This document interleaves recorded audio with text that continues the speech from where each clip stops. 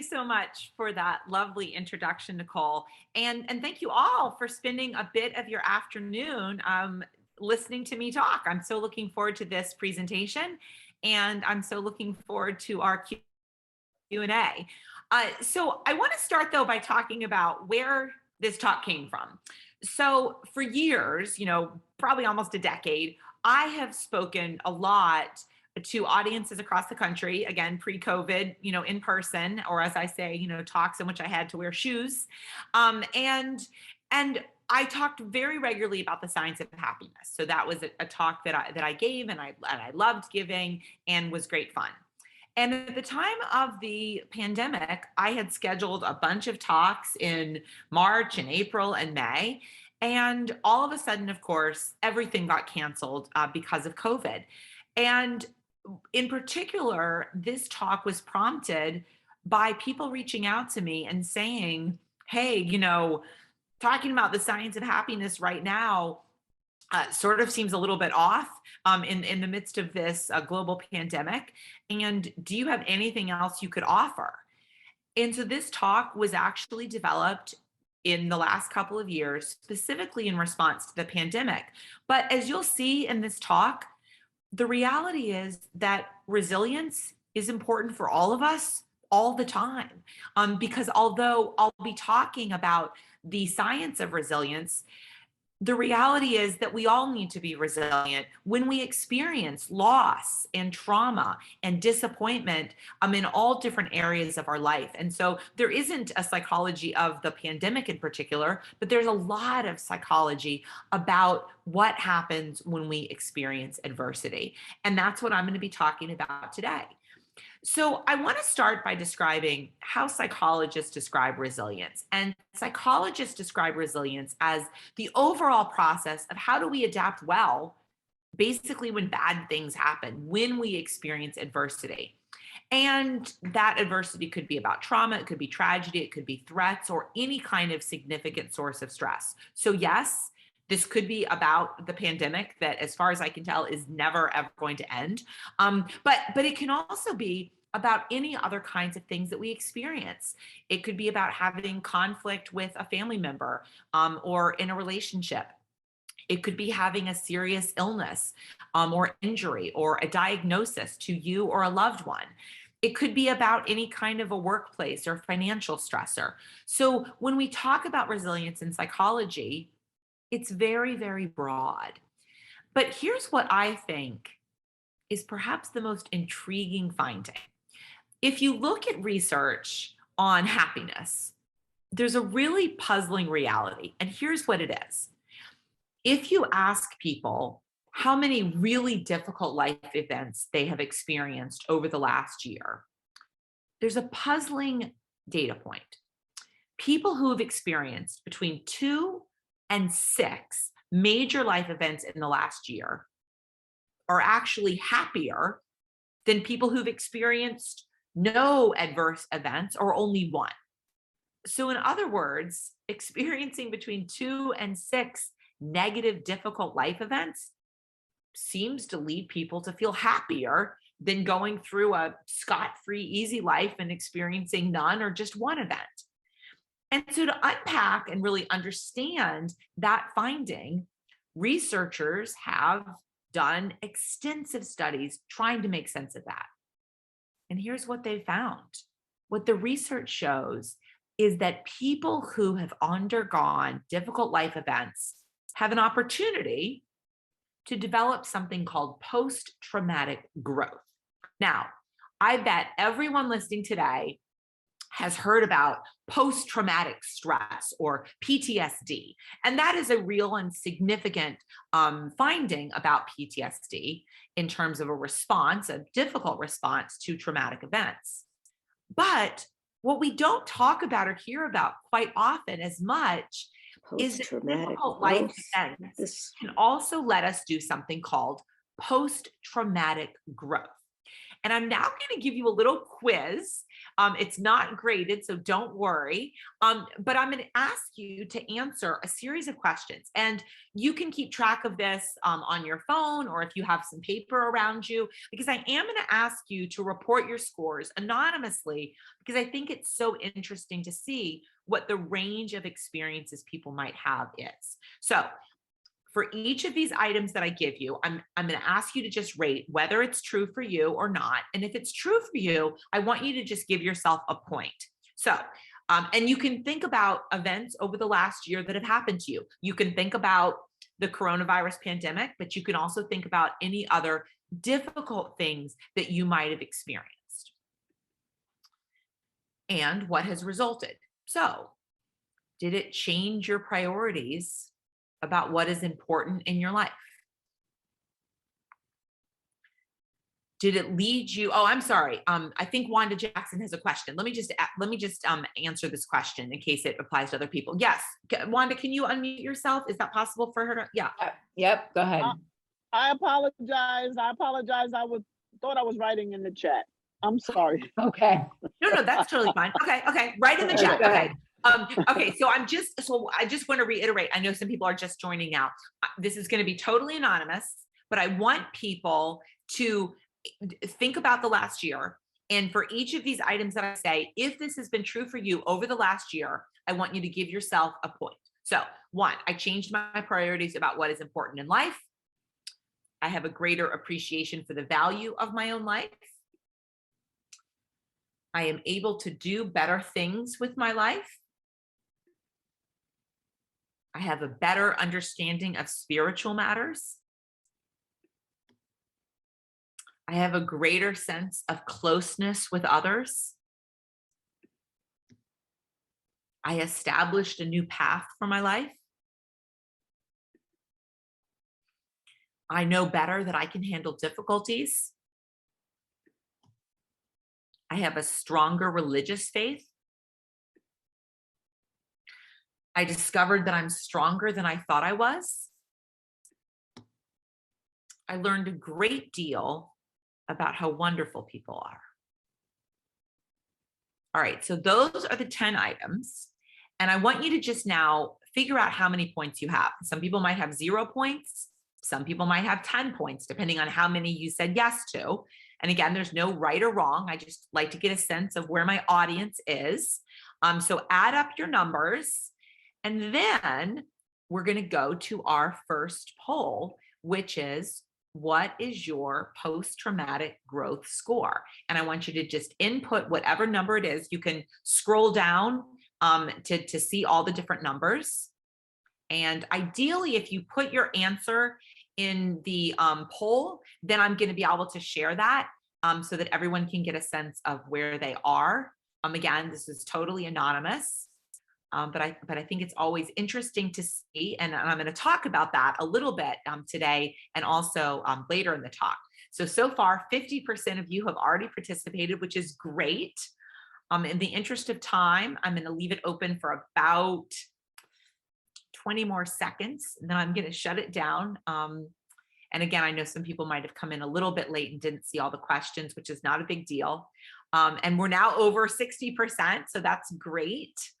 Again, if you want to get your number in, I will give it 10 more seconds, and I'm going to count down.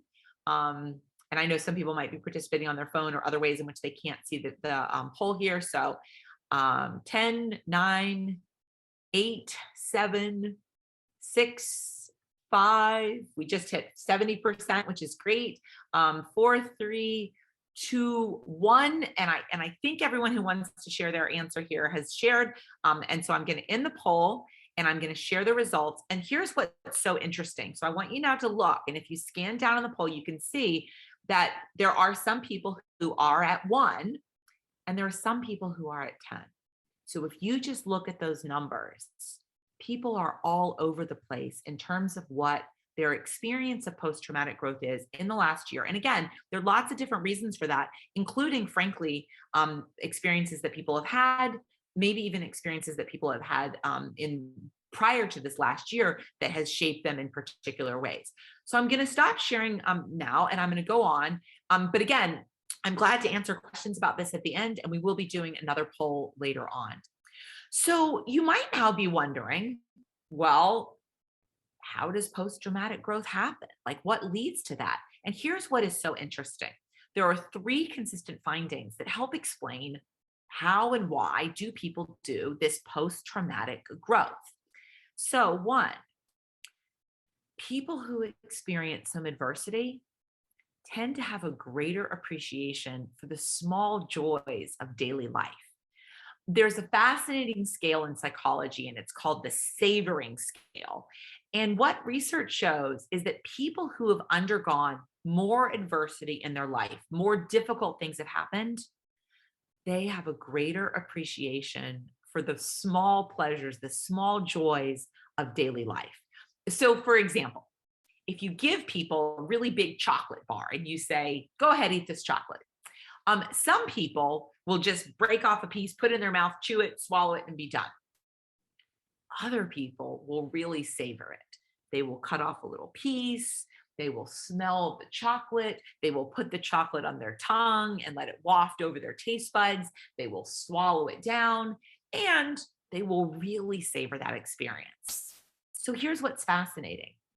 People who have been through more adverse events tend to report a better ability to savor. They really, really appreciate the small joys of daily life. So I am a college professor, as Nicole described in my introduction today, and I will say that when I first returned to teaching in the classroom, like live, not on Zoom, I was so happy to see all of my students in a classroom. And again, that's an example about the small joys of daily life. When my class immediately went, when the pandemic hit, when it immediately went to Zoom, I was teaching a class at the time that met at 8:30 a.m. And if you are a college student, 8:30 a.m. is like terribly, terribly early. And my students would arrive at class. They would look like disheveled. They would like not have showered. They would have baseball hats on, whatever. And they would sit in this lecture hall, and they never looked particularly happy to see me or each other. And after the class went to Zoom because of the pandemic, so many students reached out to me and said, I miss you. I miss sitting in that lecture hall with the other students, because all of a sudden they had new appreciation for the small joys of sitting in a lecture hall listening to a professor. I regularly now think, how exciting is it going to be to get on an airplane and not have to wear a mask? Wouldn't that be exciting? And again, all of the sorts of small joys of daily life, people who have experienced some adversity have a greater appreciation for. So that's one of the explanations for this link between experiencing adversity and greater happiness. Another key finding from the literature: adversity builds compassion. Adversity basically makes us feel more connected to other people around us. You all might remember this iconic photo. It was taken shortly after the bombs exploded in the Boston Marathon tragedy from a few years ago. And what was particularly remarkable, and you might remember hearing about it from that day, depending on how much you followed that event, was this man in the cowboy hat. And this man in the cowboy hat did something remarkable. When the bombs went off, many people feared for their lives, and they ran and they hid. There had been 2 explosions. People had no idea how many more might happen. But this man in the cowboy hat did something unusual. Instead of rushing to hide, to escape, he ran, and he helped a severely injured young man who'd had his legs destroyed by one of the bombs. And a reporter asked him later on, they asked Carlos, the man in the cowboy hat, they said, how did you have the courage to run towards injured people instead of running to protect yourself? And here's what he said: I've lost 2 sons. He lost one son to suicide, and he lost another son during war. His son was in Afghanistan and died. And he just said, I didn't want another family to experience the loss that I had experienced. So he rushed immediately to help this severely injured young man, And he almost definitely saved his life by getting him prompt medical attention for his severe injuries. And that's an example of what adversity can do. People who've been through difficult life events often have a greater sense of compassion for other people who might have experienced that kind of loss. My mother died just about 17 years ago now of ovarian cancer. And for years, Mother's Day was a terribly difficult holiday for me, as I would get on social media and everybody would talk about, their mom was the best. And here they were taking their mom to brunch or, getting her flowers.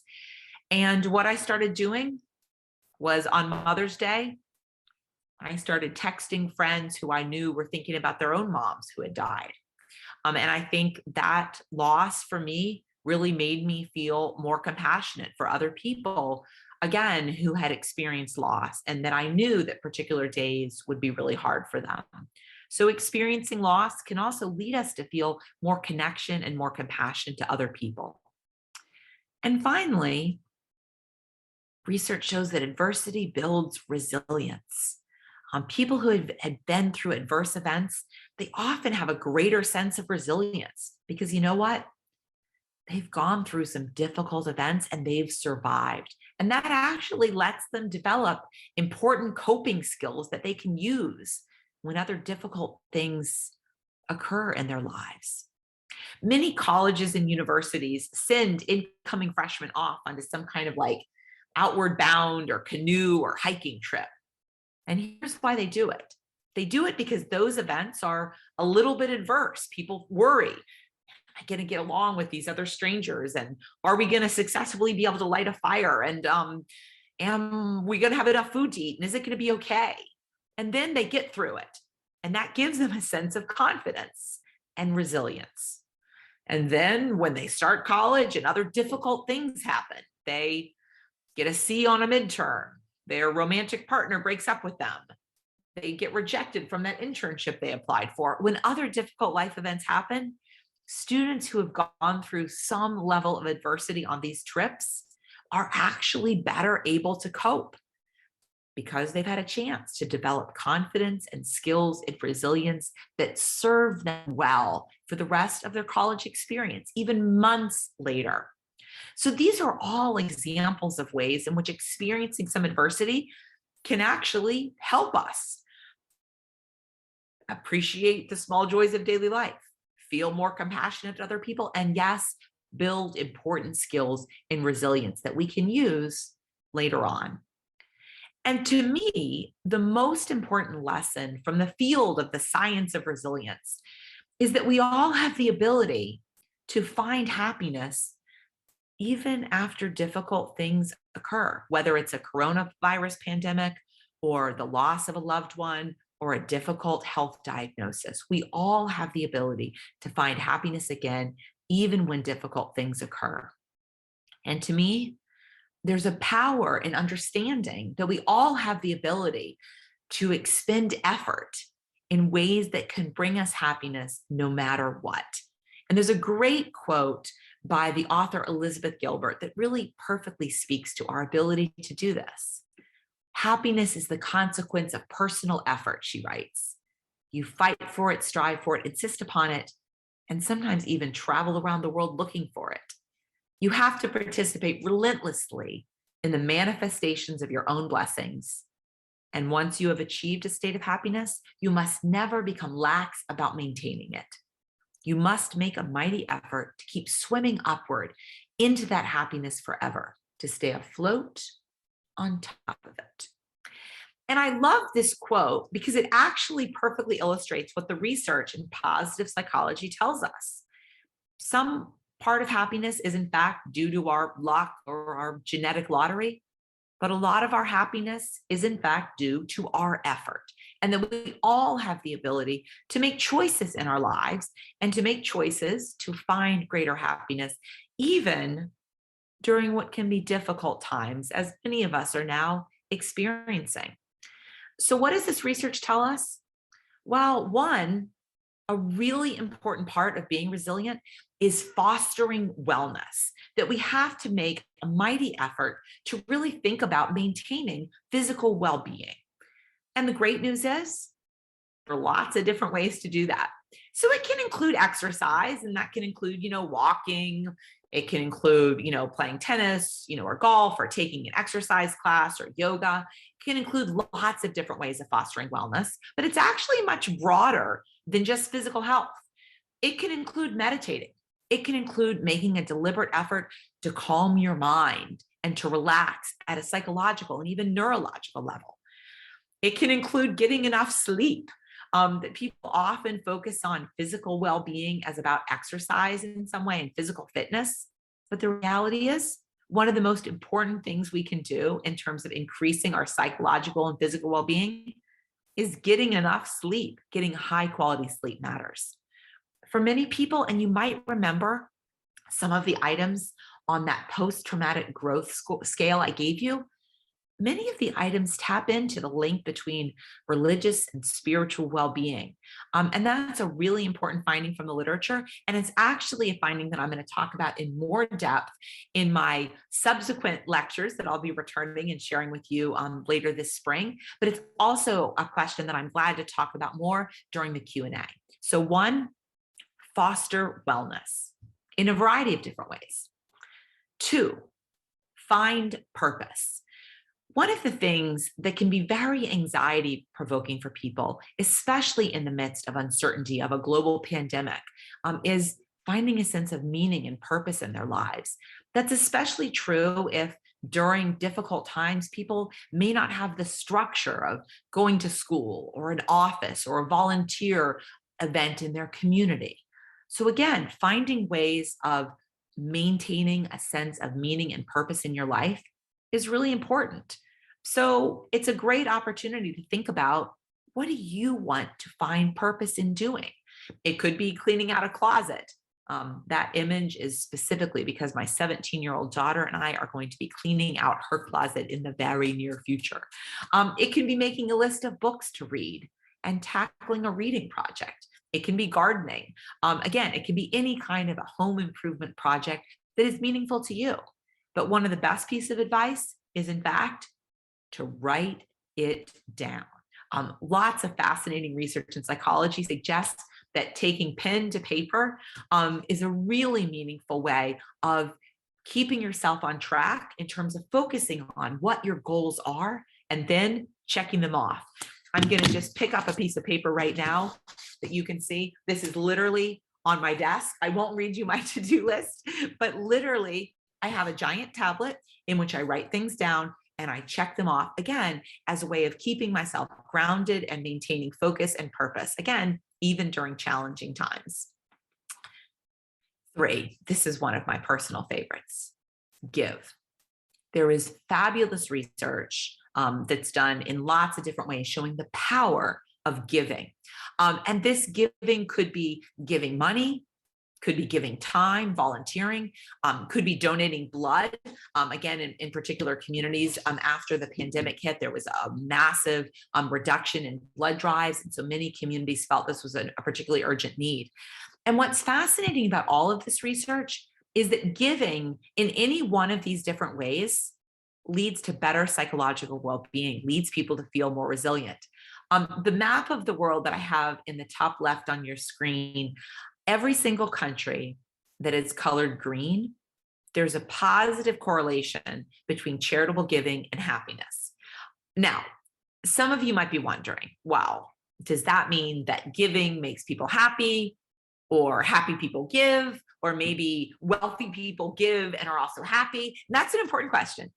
So to examine that exact question, researchers in 20 different countries, so again, a big sample, 20 different countries, brought in people to do a short psychology study. And then half of the people, they said, thank you so much for coming in for the study. Here's a gift bag that you get to keep to thank you for coming in.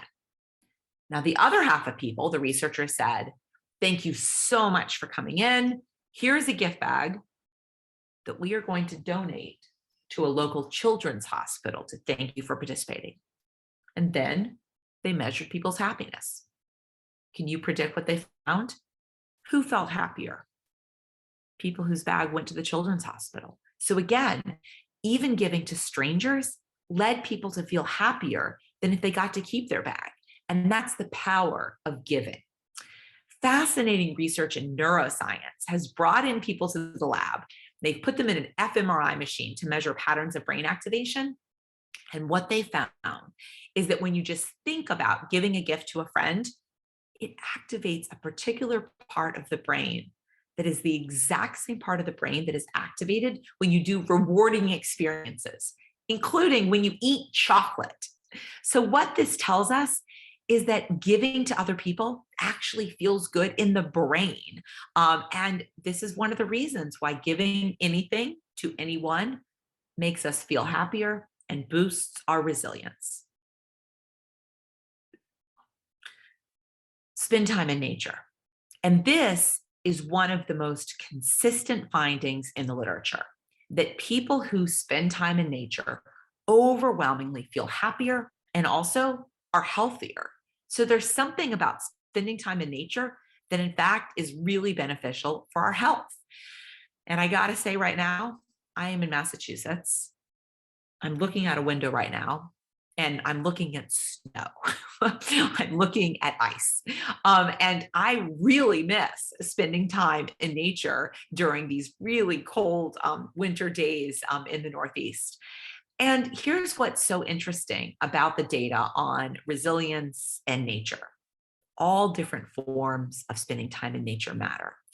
Research has shown that people just walking through a park on their lunch hour experience lower levels of blood pressure and feel happier.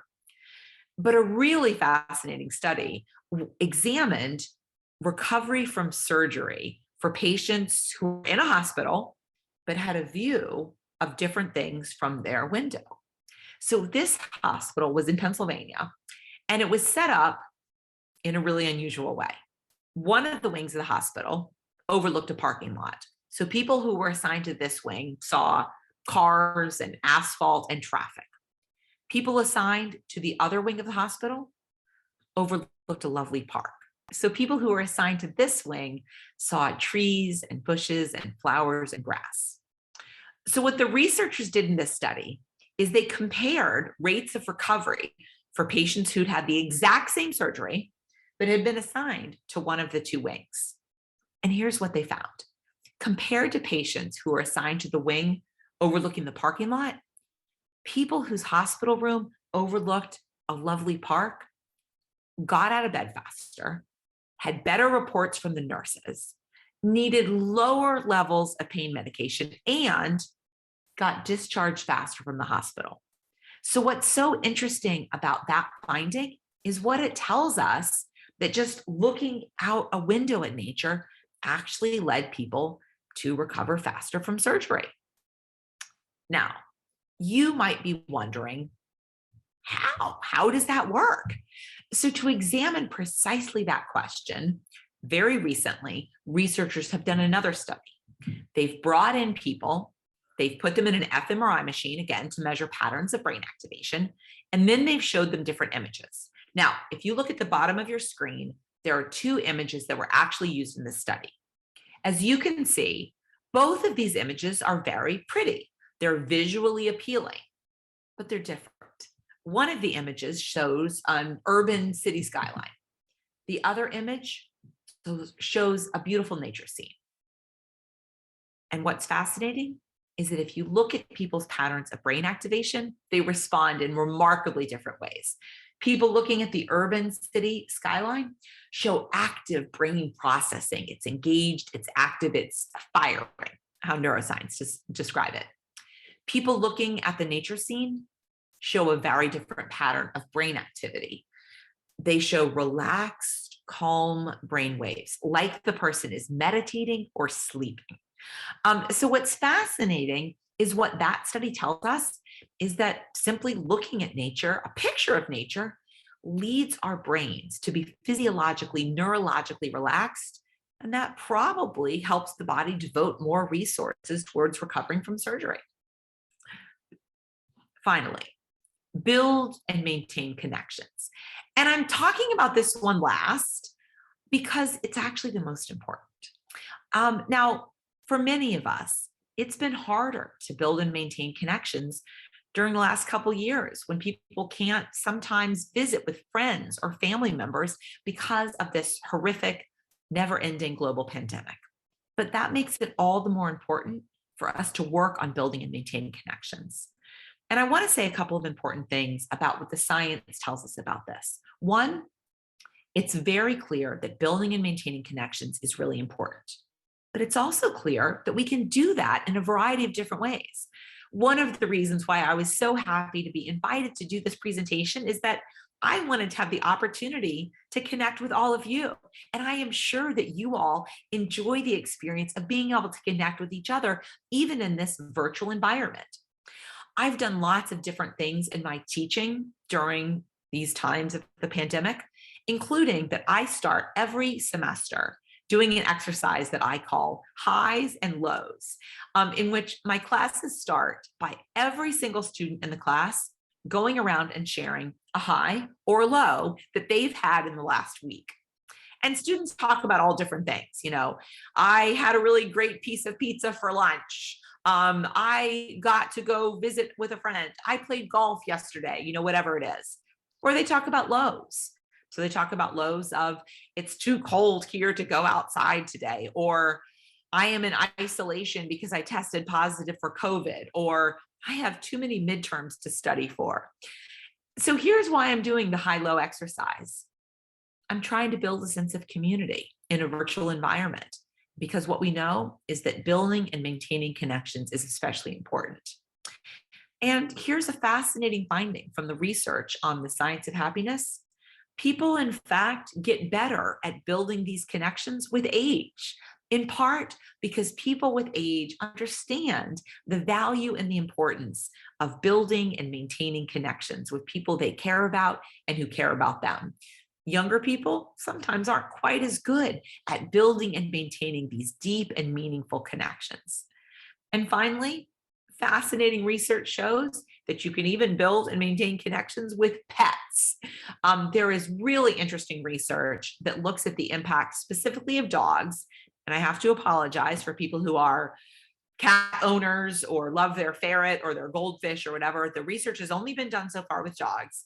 But research shows that dog owners who stare into their dog's eyes experience an increase of a hormone called oxytocin. And oxytocin is often called the love hormone or the bonding hormone. It's a hormone that's elevated in women when they hold their babies. It's elevated in everybody after they have a consensual hug. So it's really about a hormone that makes us feel happy and connected to people. So here's what the research for dog owners shows. When dog owners stare into their dog's eyes, they experience an increase in oxytocin, the human does, and so does the dog. So for dogs, staring into their owner's eyes also leads to this increase in this feel-good hormone. Finally, I want to turn to our next poll question because I want to get a sense from you all about what kinds of things have you been doing in the last, let's say, 6 months. So I've talked about 5: fostering wellness, finding purpose, giving a gift, any kind of gift to anyone, spending time in nature, and building connections. And for this poll, you can answer more than one of the things, not just one thing. So I'll be quiet for a minute and let's just see what you all report doing.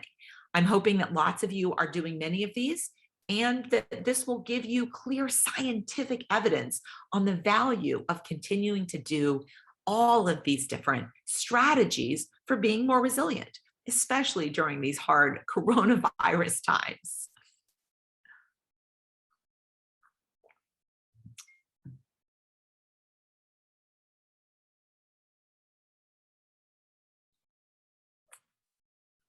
All right, and we've already had 50% of people participate, which is great. And now we've had 60%. We just hit 60, which is great.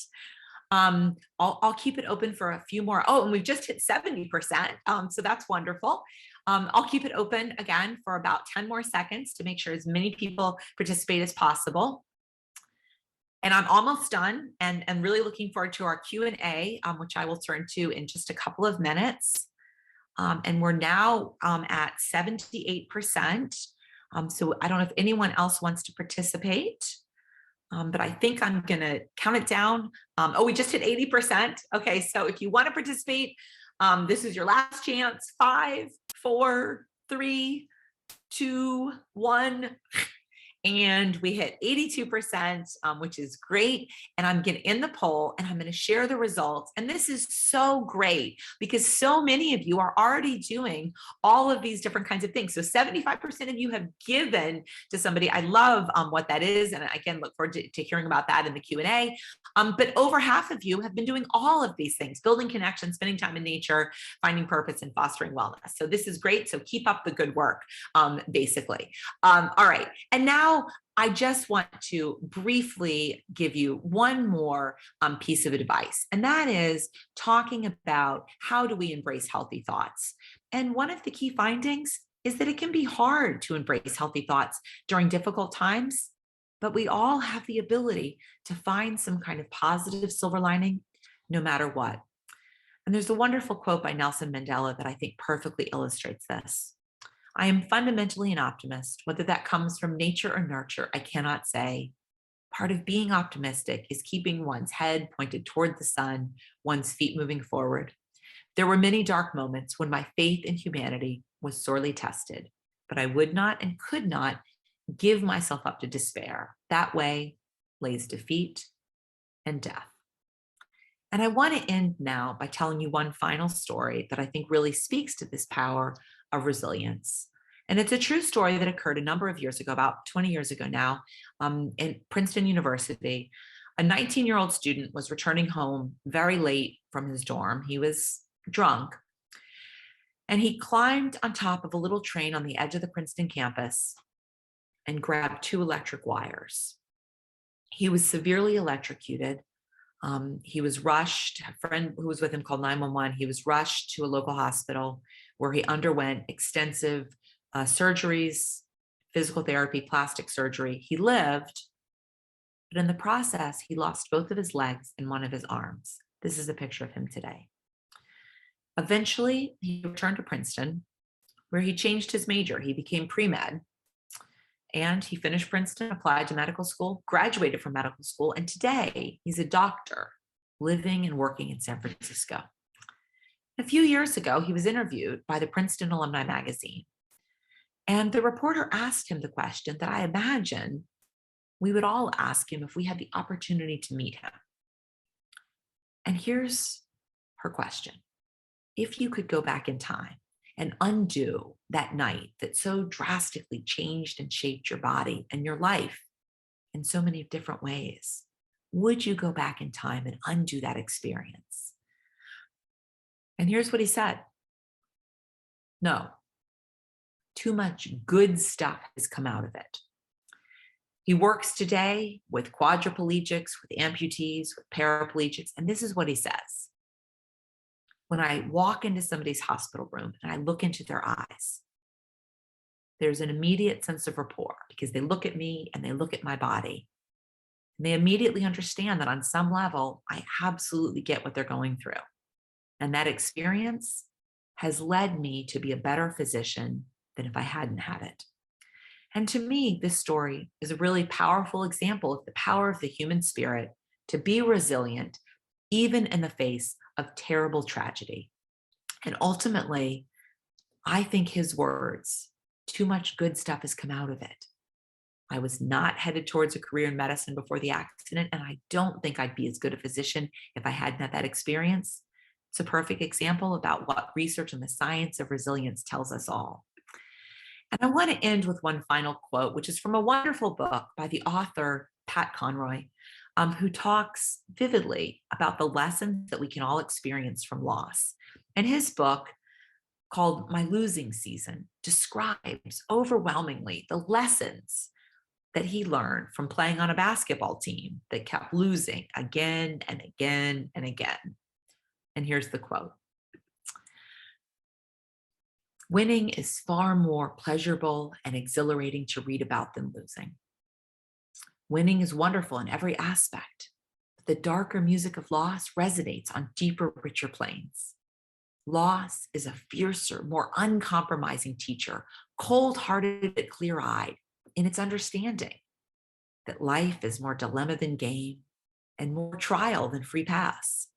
My acquaintance with loss has sustained me during the stormy passages of my life, when the pink slips came through the door, when the checks bounced at the bank, when I told my small children I was leaving their mother, when the despair caught up with me, when the dreams of suicide began feeling like love songs of release. Though I learned some things from the games we won that year, I learned much, much more from loss.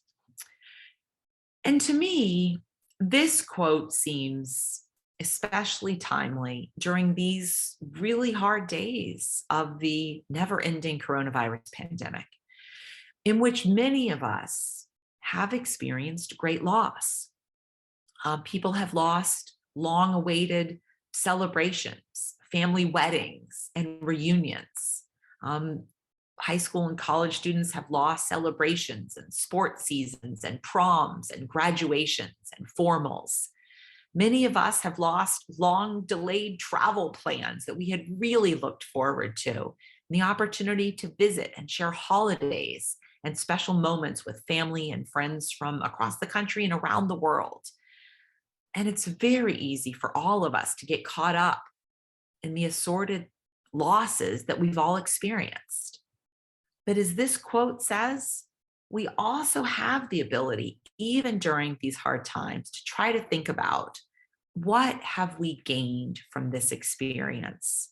And I think this lesson feels especially profound right now. How can we focus on what we have gained in this difficult last nearly 2 years?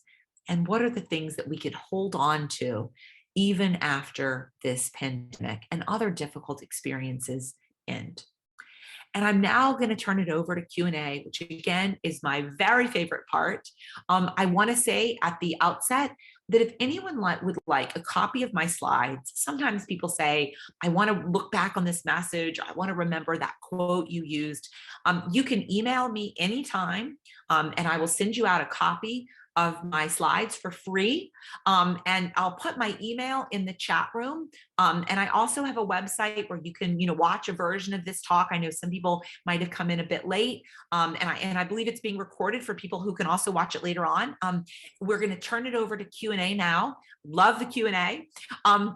Sometimes people have watched a recording of it, so they weren't live for the Q&A. So if you're watching a recording later on, you can also email me and ask a question and I will answer later on, which is also fine. And if anyone is really interested in the research that I described, most of the research findings that I described to you today are taken from my book, which is called The Positive Shift, and it's available on Audible and independent bookstores and Amazon and so on. So I just give that as a resource if anybody's interested. I'm going to stop sharing my screen right now so I appear bigger and we can all see each other a little bit better. But I'll put my email address and my website address in the chat room. Again, if anybody wants to see more about me.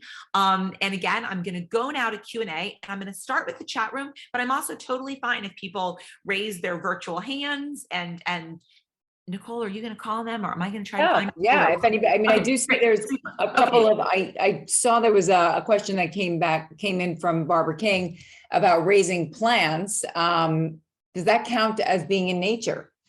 It totally counts. And in fact, I'm so glad. Who did that question come from? Oh, Barbara King. Sorry.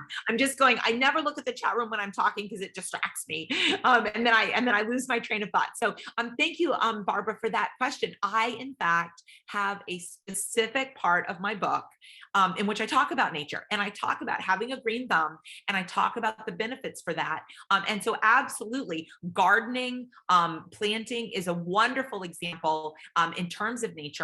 And in fact, there is strong evidence for the benefits of spending time in soil in particular. My husband actually during the pandemic planted he planted blueberry and raspberry bushes I'm thinking if there's something else. Oh, and apple trees. And he planted 3 apple trees. And so he is always very excited. When there was some crop, we have yet to, as I joke with him, have enough crop to make a pie. But he is hopeful every year that there will be an adequate crop. So thank you for that question. Absolutely, Barbara. Raising plants 100% counts as being in nature, and that's a great example. All right, let's see. I'm going through to see if there are other questions. I'm so glad that people seem to have enjoyed it. As you all can probably tell. Yeah, very you tell that much. I like giving the talk. Can you tell that I like giving the talk in that way? Well, you're wonderful to Yeah. listen to. You just draw us all right in. I mean, you could see Eleanor even commented that she feels better than she did before she saw, like totally changed her whole, like right from when you came on, you might have had one feeling, but you're leaving with another feeling, which is amazing. Which is what we're always going for. So I'm scanning through to see, I think that there are no more questions in the chat room, but I will look for people can raise the virtual hand. Yes, I think Donna has a question. Yep, go ahead, Donna. Hi, so thanks so much for your talk. And so I have a question. So it seems like people differ in how they react when something bad happens to them. So some people are much more able to brush it off. Other people kind of get stuck and dwell. And I know that there are all these, coping mechanisms that you can use, many of which you described, but what does that say kind of about it feels like it's more of an inherent personality thing. And I don't know exactly what I'm asking, but like, are people inherently different in that? And you can only change that by like consciously trying to increase wellness, doing all those happiness things fundamentally changes your attitude? Yeah, so thank you for that question, Donna. I love that question. And so let me say, so I have a couple things to say about that. And your intuition, by the way, spoiler alert, your intuition is exactly right. So yes, there are definitely people who are predisposed in 2 distinct ways. And these are actually different ways. So there is evidence that people are predisposed in terms of sort of having a natural inclination to kind of find the bright side. I'll tell a brief story, which is that maybe about 8 years ago, I think, I was scheduled to do a talk in Orlando. And it was a talk on the science of happiness. And I delivered, the talk on that topic. And it was the talk was for a big financial services conference where people had the opportunity to go to hear different speakers, in different rooms at the same time. So a woman came to hear my talk on the science of happiness, and she came up at the end of the talk and she said, I just want you to know that, I really liked your talk and, you were great. And I'm so glad I came. And then she paused and she looked me right in the eye and she goes, and I have to be honest, I nearly skipped your presentation because I just figured that I would hate you. And I said, well, thank you for that unusual compliment. May I ask why you thought you would hate me? And she said, I just figured that anybody who talked about the science of happiness would be all about like kittens and rainbows. And like, you'd just be really irritating. And by the end of the talk, I would want to strangle you. And I don't. So thank you so much. And I actually start my book with that story. And here's why. Because that, in fact, is exactly right. There are kittens and rainbows people. And if you're one of those people, and let me actually just do a quick show of hands. Who here is the kittens and rainbows people who can always find the silver lining? Raise your hand if you are that person. I'm going to look for actual hands or virtual hands or whatever. All right. So let me say right now, you did not need to come today. You did not need to come today because you're already good. But here's the truth. I am totally not one of those people. I am somebody who is extraordinarily good at ruminating and dwelling and thinking about the negative. And I'll tell you a funny story, Donna. After the coronavirus pandemic hit, I was sitting in my bed late at night and I would be like Googling symptoms of coronavirus and how many ventilators are available in my area. And, am I going to be okay? And I was super dwelling. And I started getting emails and like I got a couple of like physical letters in like my mailbox from people who had like heard me talk about Science of Happiness, or read my book, like strangers. And they were like, your message is so helpful these days. I just pick up your book and read a random page, or I just whatever, and I feel happier. And I was like, I should read that book, because I was really dwelling. And I say that as an example is that I have a genetic predisposition. I am certain to being more depressed. I have like, family members who have been diagnosed with bipolar disorder. My grandfather died by suicide. I have struggled my whole life with issues of anxiety. And so to me, I actually think I couldn't talk about the Science of Happiness if I wasn't kind of not predisposed to it. Because if you're predisposed to always finding the silver lining, then there is no Science of Happiness. That's just how you live. That's just how you go through life, and it's easy. And so for me, what I like to keep in mind is that there are people who are predisposed to feel happier. And again, some of you guys raised your hand and said you're you. But here's the thing. If you're not predisposed to feel that way, like I am not, yes, there are things you can do, and you have to make a conscious choice about doing these things in order to find that happiness, because it doesn't come easily or naturally to it. So yeah, some people have a head start, but you know what? 50% of our happiness is determined by our genes. 50% is not. And the part that I care about is the 50% that is not, because that's something we can all do something about. So I know that was a super long answer, sorry. But great question, Donna. And clearly I had lots to say about it. And I'm now looking, I don't think I see anybody in the chat room. I don't see anybody in the chat room who's asked a question. But if anybody wants to check out my book, again, it's available everywhere. I'm glad to sign copies of it, et cetera, in terms of that. So just email me and I can tell you how to do that. That's super easy. I think Catherine has a question. Is that true? Yeah. I'm trying to look for actual hands in virtual hands. Yeah. Okay, go ahead. If you want to unmute. Hold on. Do I unmute? No, I'm unmuting her. Okay. She's going to try it. Yeah. I'm like trying to figure out how I do No, that. that's okay. Okay. Now can you hear me? Yeah. Hi. Okay. I was in cardiac rehab, and I suddenly noticed after a while that there were two distinct personalities. People that said, "Oh, I'm so glad I'm alive," and the other said, "Why did this have to happen to me?" And there was nothing in between. It was either one or the other. Mm-hmm. Yeah, that's a perfect example, Catherine. That is a perfect example, right? That's the example of the kittens and rainbows people and the not, right? That's exactly right. Yeah, I love that example. Thank you for sharing that. And I do see Sharon had chatted in that she did need to come to your session today, even though she's inherently a kittens and rainbows person. So you just helped her understand others who are more negative than she is. Now she can be more compassionate about them. And thank you so much for your suggestions. And she wishes you were her neighbor. And your message can be used by everyone. So she really did, as so many on here did. I mean, if you just read through these comments of how just this 1 hour, 45-minute talk just resonated with so many. Well, I mean, as you all can probably tell, it's like super meaningful for me to give this talk, because here's the reality. We all benefit, all of us, from living in a world with more people who are happy. And so what's funny is that sometimes groups will say, do you mind if I record your session, so I could show it to other people? And I'm always like, why would I mind that? Like, I want like just a small number of people to be happy. Like, let's like restrict that and make it like more exclusive.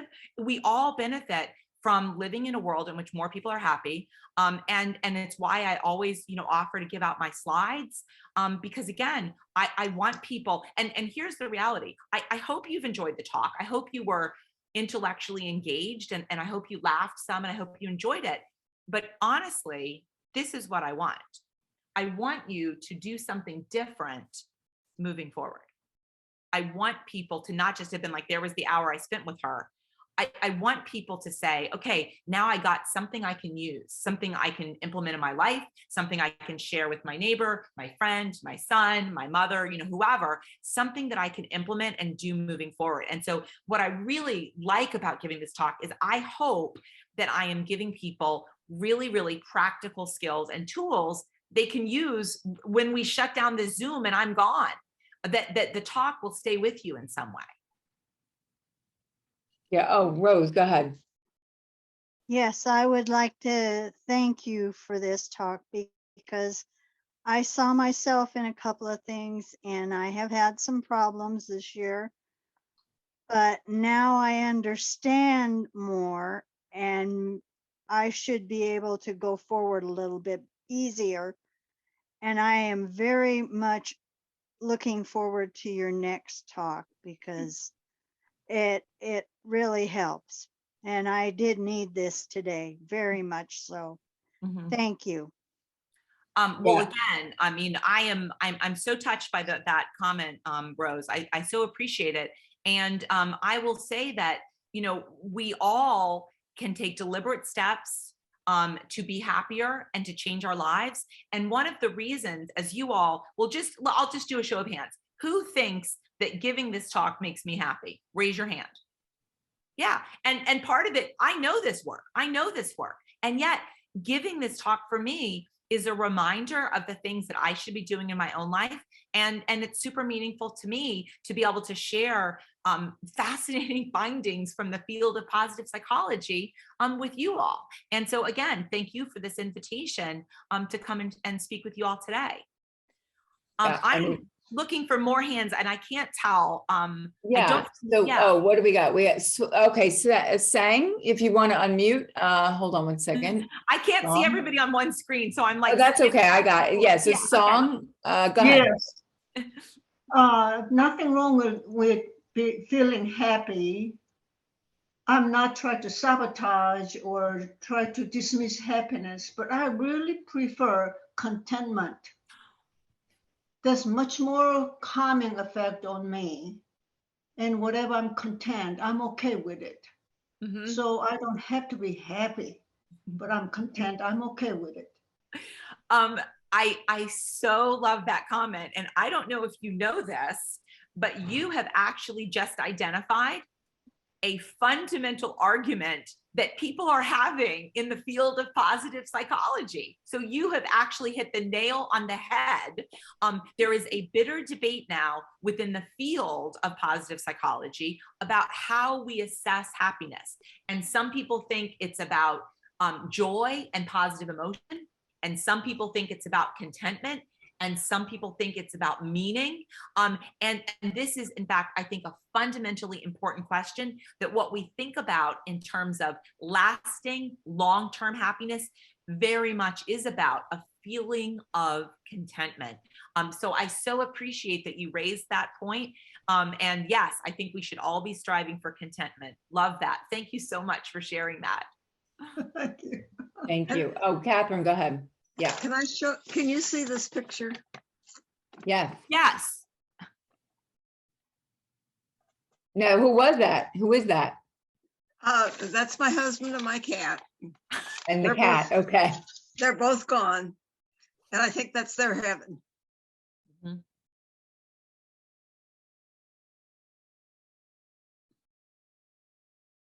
And it's contentment, happy, whatever you want to call it. That's their heaven, I think. I think you're right. I think you're right.